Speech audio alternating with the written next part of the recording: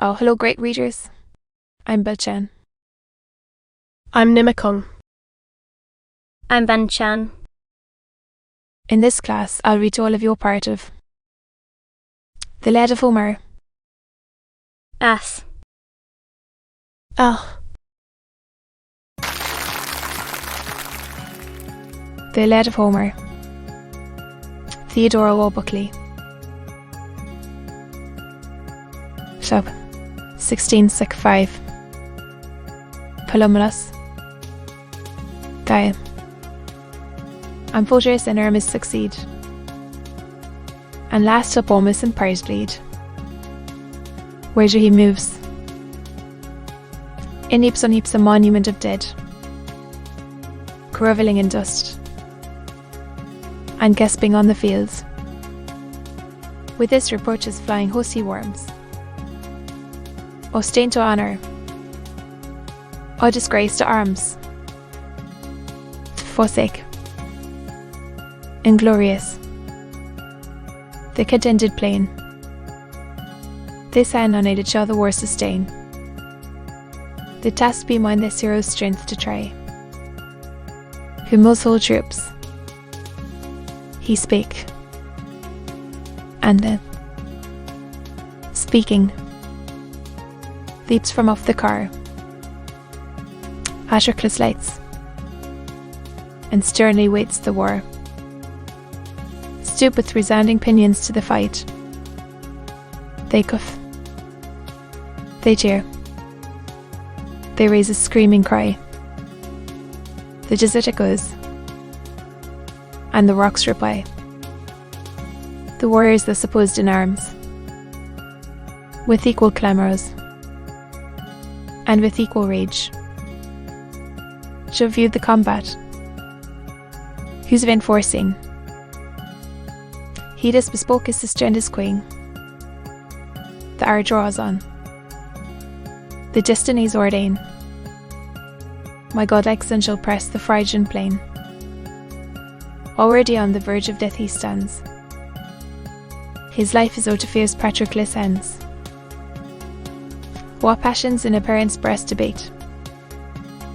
Then shall I snatch him from impending fate, and send him safe to Lycia, from all the dangers and the toils of war. Or to his due my bravest offspring yield, and fatten with celestial blood. Then thus the goddess with the radiant eyes. What words are these? O sovereign of the skies! Short is the date prescribed to mortal man. Shall Jove for one extend the nearest span, whose bounds were fixed before his race began?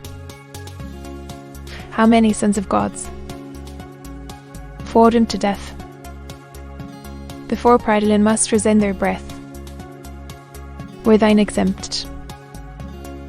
To beat would rise above, and murmuring powers condemn their partial Jove.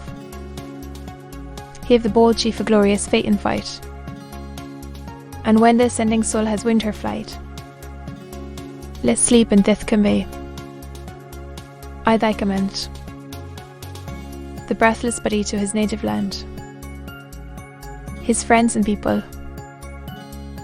to his future praise, a marble tomb and pyramid shall raise, and lasting honours to his ashes give. She said, the cloud compeller, overcome, assents to fate, and ratifies the doom. Then touched with grief, a shore of blood o'er all the fatal field, their God, his eyes averting from the plain, laments his son, predestined to be slain, far from the Lycian shores, his happy native reign, now met in arms, the combatant Sapphira.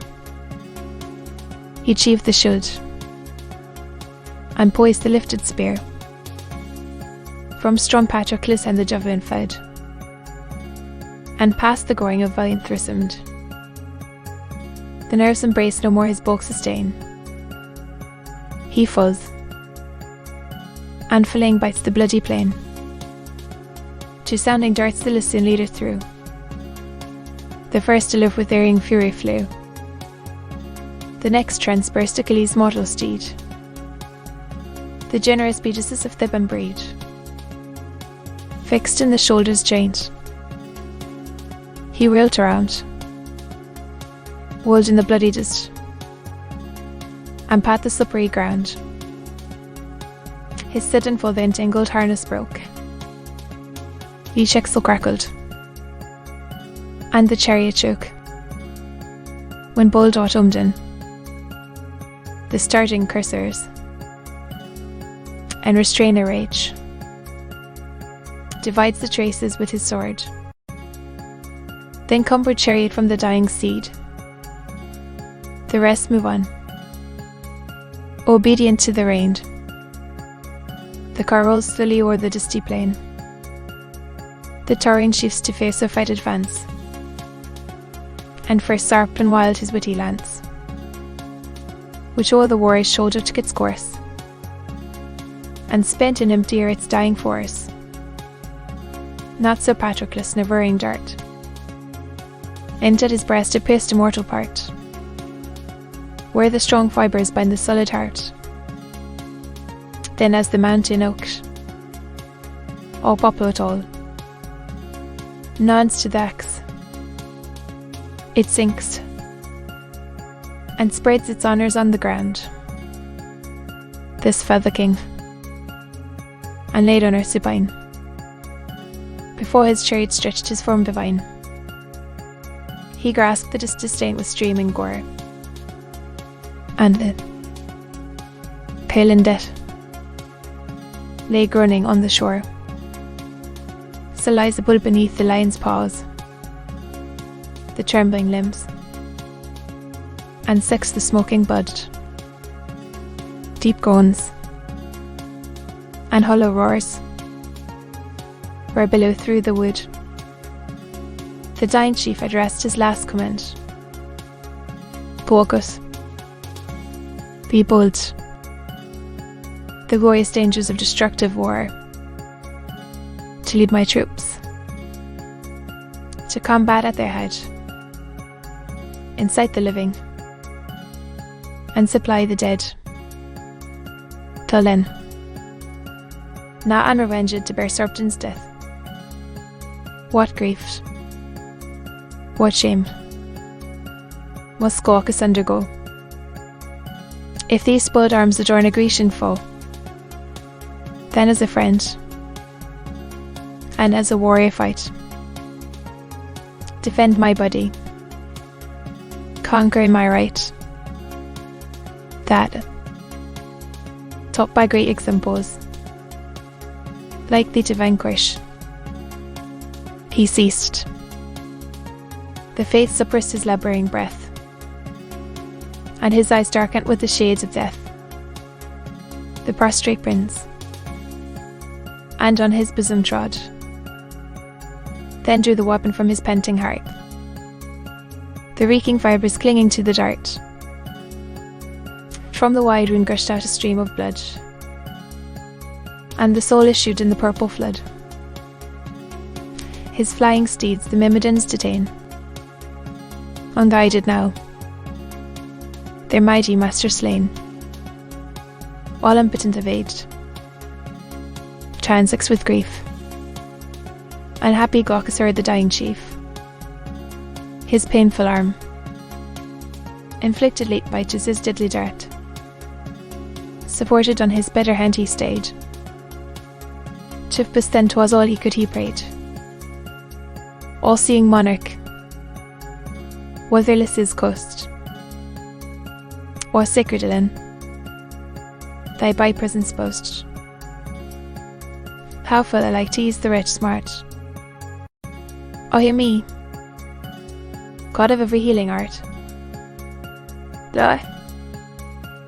Stiff with clotted blood, and pierced with pain, that thrills my arm, and shoots through every vein. I stand unable to sustain the spear, and say, a distance from the glorious war, though in the distance great Sopton laid, or Jove vouchsafed his hapless offspring aid. But thou, O God of health, thy succour lend, to guard the relics of my slaughtered friend. For thou, though distant, canst restore my might, to have my sins, of a low herd, and to be continued.